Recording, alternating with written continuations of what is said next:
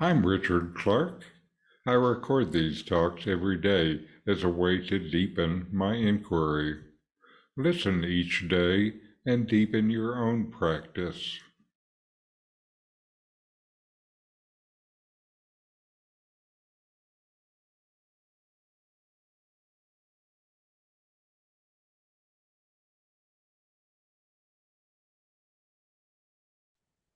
Maharshi, if by meditation the subtle state of thought is won, then ignorance is destroyed.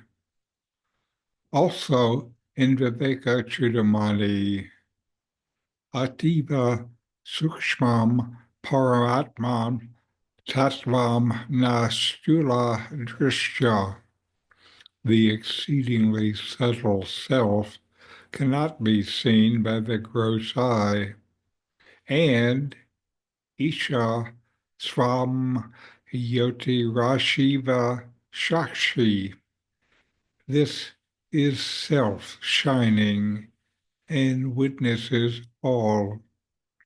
This subtle mental state is not a modification of mind called vritti, because the mental states are of two kinds. One is the natural state, and the other is a transformation into forms of objects. The first is the truth, and the other is according to the doer. Katru Tantra. When the latter perishes, Jali Katra renuvat, like the clearing net paste in water, the former will remain over. The means for this end is meditation. Through this, with the triad of distinction, triputi, it will finally end in pure awareness, jnanam. Meditation needs effort. Jnanam is effortless. Meditation can be done or not done or wrongly done. Jnanam is not so.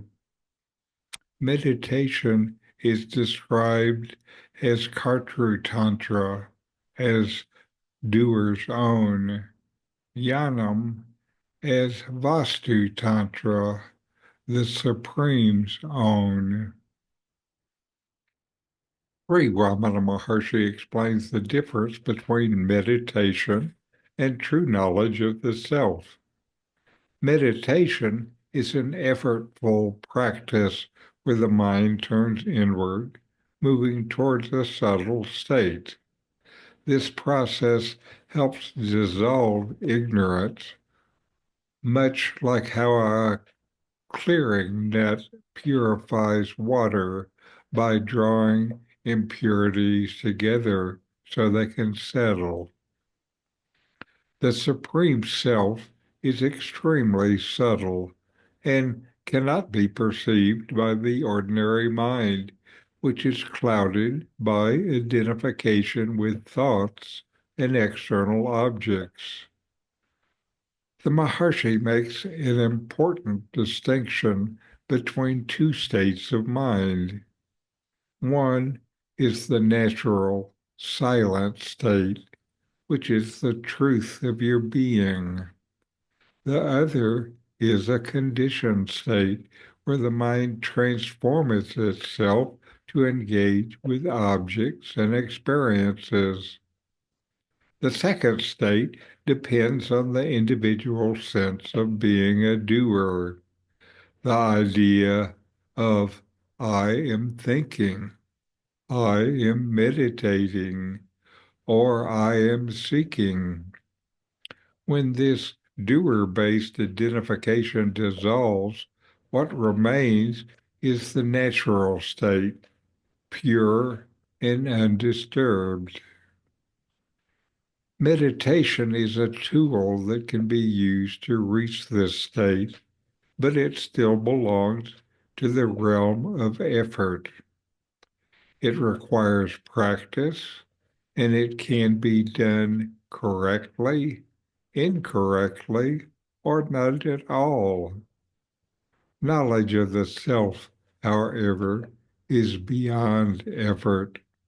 It is not something gained or achieved through doing.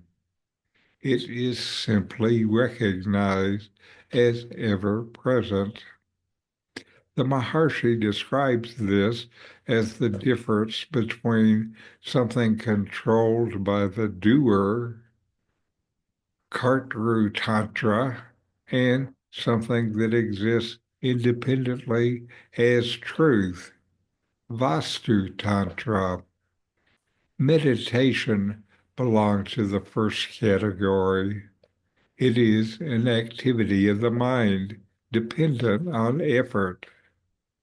Knowledge of the self belongs to the second. It is the natural state that exists whether you strive for it or not.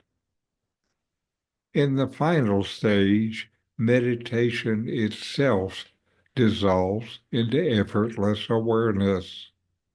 At first, meditation may seem necessary because the mind is accustomed to movement.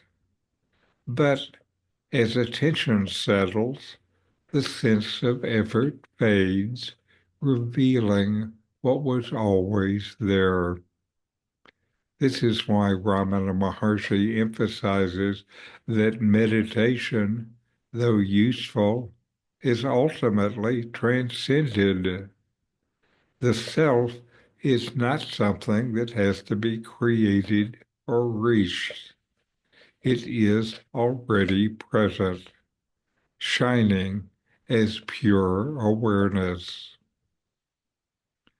So know yourself and be always free and at peace. In 40 verses on reality, Ramana Maharshi explains the nature of the self, the ultimate reality, and self-inquiry. My new book, with my comments and inquiry questions, opens these teachings up and brings them into your practice and experience. Available now from Amazon.